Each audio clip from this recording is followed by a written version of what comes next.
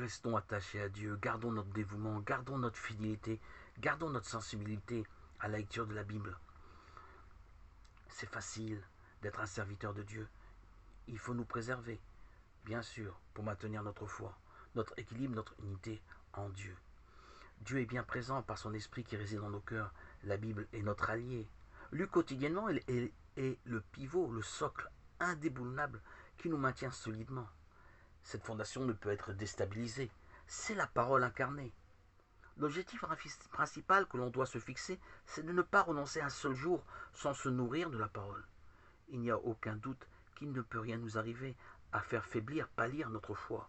Notre esprit est alimenté, grandi, fortifié, vivifié, édifié par la Bible.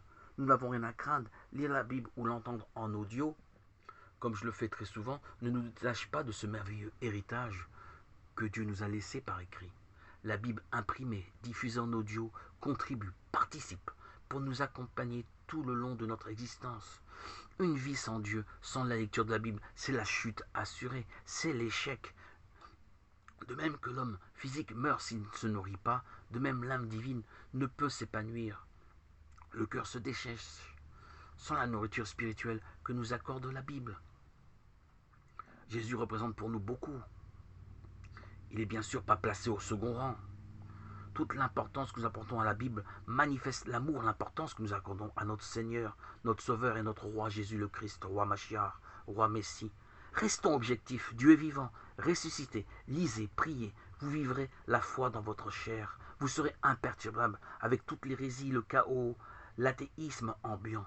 Cette société moderne où Dieu est absent dans les esprits de tous à chacun ne vous dérangera pas, nullement, aucunement. Votre cœur est armé par la présence de Christ, qui détrône les plus menaçants, les bêtes sauvages, les scorpions et tous les antéchrists, qui ne sont plus qu'à vos yeux des épouvantails, des brebis. Alléluia, alléluia, alléluia. Gloire à Dieu au plus haut des cieux, et paix sur la terre aux hommes qui aiment. À toi, Seigneur, tout honneur, toute gloire pour les siècles des siècles.